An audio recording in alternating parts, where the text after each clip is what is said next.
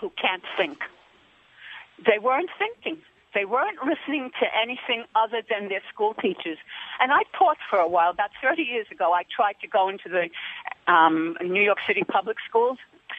It was so racist. They were creating such useful idiots. There were no books, but they were telling the children, self-esteem, self-esteem. If you can't read, what kind of self-esteem are you going to have? You'll be frustrated. Well, but you can vote for Bernie or you can vote for Miss Cortez, whatever. What's her name? Cortez? Isn't it funny she has the name of a conquistador and she's a progressive? This arrogance of... No, don't you love the irony of that Ms. Cortez from Queens? She has the last name of a conquistador who enslaved the Central Americans, and we're supposed to believe she's a progressive. Don't you love that one? I love it. As though the Spanish don't know what the name means. Of course they do, but they come from a culture that is so foreign to our American Constitution. They believe in the grandate. They want somebody to lead them by the nose. They love that. They just love it. And when I was teaching, the immorality way the Spanish principal treated the most brilliant black young boy in my class, I had a first grade class, she was so racist against him. I was so heartbroken. I quit the school system.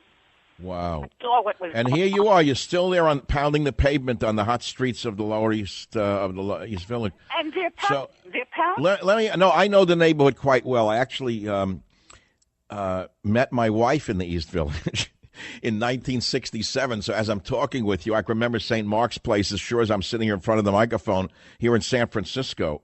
In fact, one of the first places I went was to a restaurant that no longer exists on 2nd Avenue and 7th Street called La Orquídea, a great Sicilian restaurant. It went out of business in the 80s. So I know the neighborhood very well. So now what? It's become $1 million apartments in the midst of the slums? My building's now all $1 million apartments, and downstairs on a bank that's been emptied out because nothing's in person, everything's by computer these days. I hate this culture. They emptied out this big store that was a source of income, and guess what? I passed by the big plate glass windows this morning, nothing. I passed by again this afternoon, 4-foot tall black spray letters, F ICE.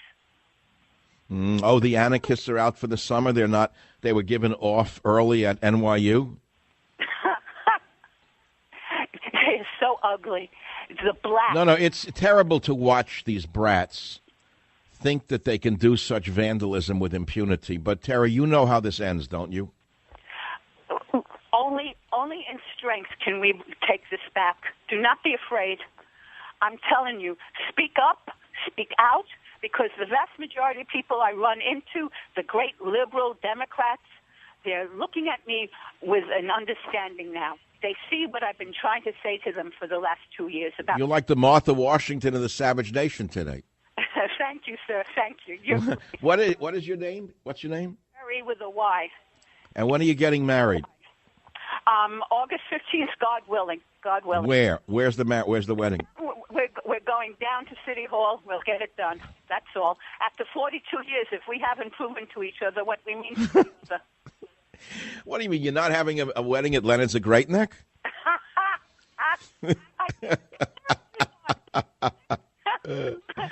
God. I want you to call the Savage Nation.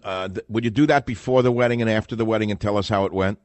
I sure will, sir. I sure will. I love it. What a great call. Thanks for calling. What a nice call. It was so nostalgic to speak to a gutsy woman who's not afraid to speak out, even in the most progressive, I love the word, bastion in New York City. Isn't that amazing? This is the Savage Nation coming to you live from San Francisco.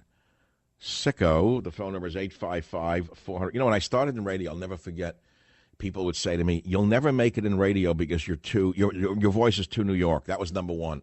Well, that was 24 and so odd years ago. That seems not to us. You'll never make it in radio because your show comes out of San Francisco. And I said, no, you're all wrong. I said, it's such an anomaly to live out here. It's amazingly wonderful to see insanity in front of your eyes on a daily basis. What show prep? All you got to do is walk in the streets and you have a whole day's programming here. So here we are. The world goes on, and you got the Pied Piper of the left steaming up the violence. Bernie Sanders, everyone who grew up in New York knows who he is. Everyone had an uncle or a grandfather like him. A real loser, left-winger, a bum, a mook, a no-goodnik, a failure, a bum, a mook, a mutt, like that. And he's the one provoking all the violence. He is the most dangerous man in America. You know why? Because he knows better. That bum, that mook, that mutt knows exactly what he's saying when he calls himself a Democrat socialist. Meanwhile, he laughed all the way to the bank last year, making over $1 million a year. Tell me, you're telling me that's not an example of hypocrisy? Tell me what is. Savage.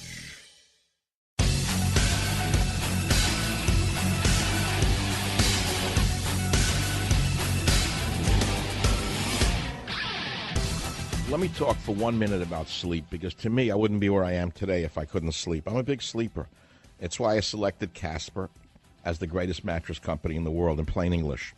And they happen to make mattresses for everybody, for everyone's type of body or whatever. It's a great value on top of it all. So this 4th of July holiday, why don't you experience Casper for yourself and transform your sleep? Get a good night's sleep.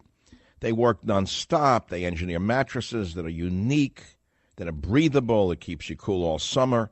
And the beauty is you can try Casper for yourself 100 nights in your own house. And it's risk-free. They ship it to you in a little box. You open it up. You try it. And if you don't like it, you don't have to put it back in the box. They'll send someone to come pick it up, and they'll give you back every dime, no questions asked. I don't know how you could lose. This July 4th, Casper is getting sleepy for summer. Listen carefully. If you go to Casper.com, you're going to save up to $225. That's $225 off your order? Unbelievable. Limited time only, though. Terms and conditions apply. That's Casper.com. Now, let's go to the callers. Marcus on KSFO line 9. Go ahead, please. Dr. Savage, how's it going? I'm an independent voter. That's why I like your show so much. I just wanted to take issue with maybe the mischaracterization. I'm not trying to defend in any way Antifa, but the Proud Boys are, they're just as provocative. They're at these rallies, and they are there to provoke violence, just like Antifa. Wait, you mean they're provoking violence by waving an American flag? An American flag, for example, that happens to have the stick that the flag's hanging off of is an intentional weapon. Oh, I see. So now all flags are weapons in your mind. Oh, absolutely not, sir. I would never, ever in a million years. I'm literally sitting under an American flag right now. I'm telling you, they are fast. Well, I'm looking at every news site in the country. Abolish ICE vandals, throw brick through window of Republican office. I don't see anyone on the other side throwing bricks through Antifa offices. No, there's no excuse for that behavior. I would say that for as long as history has been recorded, young people have been idealists, and usually liberal, unreasonable idealists. Like Churchill's quote, what is it? If you're young and you're not a liberal, you have no heart. If you're old and you're not a conservative, you have no mind. But wait a minute. That doesn't give them license to commit violence, though, does it, Marcus? Of course not. I'm not saying there's any excuse for Antifa's violence. I'm simply saying there's... No, this is an interesting conversation. I'm not going to cut you off either, but I want you to do something for yourself. I want you to please go to my Twitter feed. I don't know if you ever go on it. I do. But there's an earlier story, and I can't find it right now. Here it is. Fake news. It was posted on July 1. Fake news terms patriots, right-wing, and Antifa protesters, okay? If you click on that and you go down the column, you're going to find something that I put on michaelsavage.com that just absolutely shocked me. And I believe it's still on my website, actually. You can find it more easily there. It's a symbol of Antifa of today, which is almost an identical copy of the fascists in Hitler's Germany in the 1920s. Are you aware of that? I am. I believe they call it the Black Bloc or something like that. Well, the symbolism should be put back up on my website. I don't know why it got dropped. There it is. Antifa's symbol. Antifaschistische Aktion. Paramilitary wing of the Communist Party of Germany, 1933. Michael Savage, a host like no other.